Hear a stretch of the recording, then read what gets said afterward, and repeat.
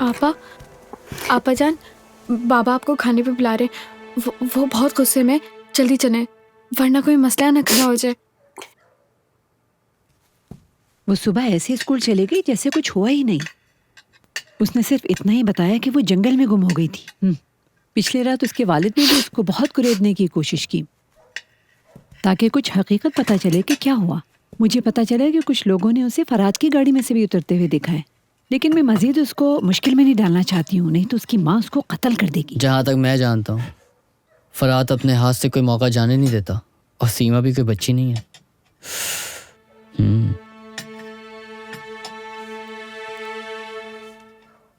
अम्मी आपको पता है आज मैंने वेडिंग केक बनाना सीखा।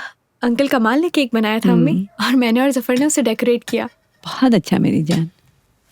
अब तो तुम इसकी शादी भी बना सकती हो। शादी?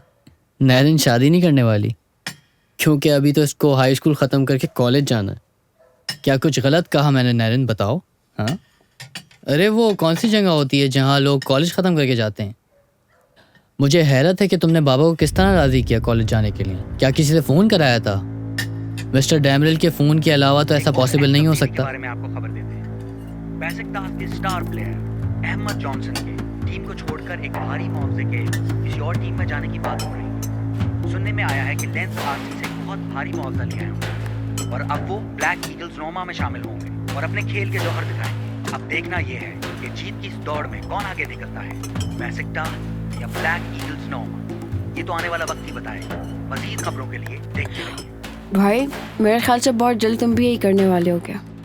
और अब हम आपको लेकर चलते हैं खेल की खबरों पर। आज पाकिस्तान और श्रीलंका की टीमों के दरमियान पहला वनडे इंटरनेशनल मैच खेला।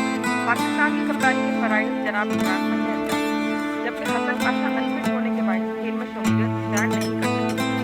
पाकिस्तान ने पहले बल्लेबाजी करते हुए श्रीलंका को 230 रन का हदफ दिया।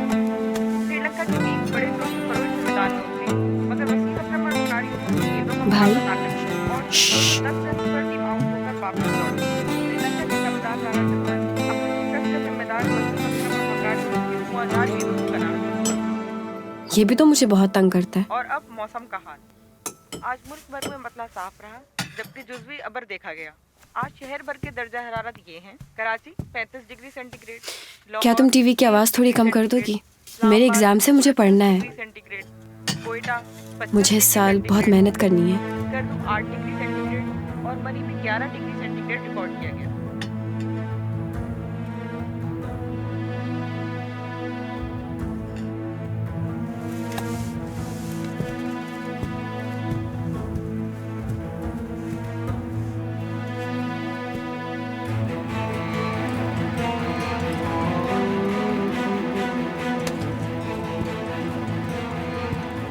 आप बरदोगन अंकल के यहाँ जा रहे हैं बाबा?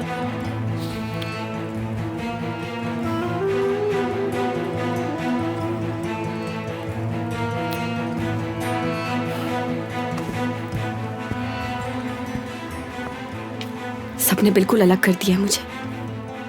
चाहे आप लोग कुछ भी कर लें, मैं अपनी पढ़ाई बिल्कुल नहीं छोड़ूंगी। इस साल अगर मुझे किसी ने छेड़ा तो बहुत बुरा होगा। ये क्या अपने आप को मारने पे तुली हुई है? तुम्हारी ये बहन बाप को मजबूर कर रही है कत्ल करने पे ताकि वो जेल चला जाए। हाँ शायद।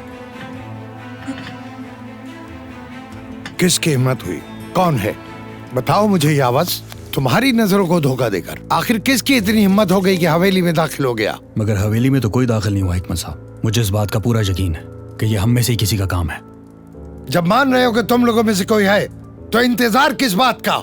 जल्दी ढूंढो उसे और मेरे पास लेकर आओ। यकीनन वो बाबर था बाबा। उसके लिए मुश्किल नहीं है, क्योंकि वो अच्छी तरह जानता है कि कोई भी इस घर में उस पर शक नहीं करेगा। इसी घर में पला बड़ा है, वो सब जानते हैं। अगर बाबर था तो बताया क्यों नहीं? बच के नहीं निकलता वो। बहरहाल वो जानता है कि वो यहाँ नहीं आ सकता। उसे देख भी लिया तो क्या होगा? वो तो बाबा उल्टा उसे बचाएंगे। बहुत मुमकिन है उसने सालिया को नोट दिया हो जो उसने छुपा दिया हो, और ये करना उसके लिए कोई मुश्किल बात नहीं है। आसानी से कर लिया होगा उसने। दफा हो जाओ तुम सब, जाओ और तुम इन्हें लेके जाओ।